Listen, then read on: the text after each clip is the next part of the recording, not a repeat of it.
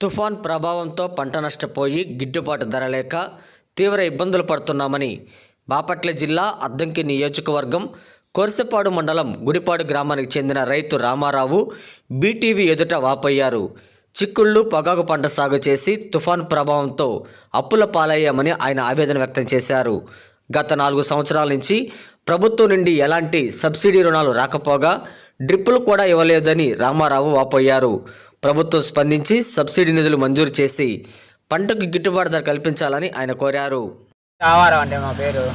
ఇసుకల గుడిపాడు కోర్చిపాడు మండలం 2 ఎకరాలు పచ్చిక్కులు వేసామండి.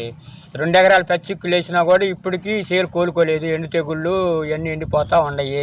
ఎకరానికి వచ్చేసి 1 బస్తా 2 బస్తాలు అవుతున్నాయి. రౌండ్ మందు కొడుతున్నాం 2000 3000 అవుతుంది. 2 ఎకరాల మందు కట్టాలంటే తెలియనిదేం కాదు, అందరికీ తెలిసిందే, పొలం సాగు చేసేవాళ్ళు మొత్తానికి. కానీ ఏంటంటే రైతులకి ఏం వచ్చింది ఏం లేదు ఈ సంవత్సరం. కానీ ఆయన ఖర్చులన్నీ వస్తాయని చెప్పని మేము చేస్తూ ఉన్నాము.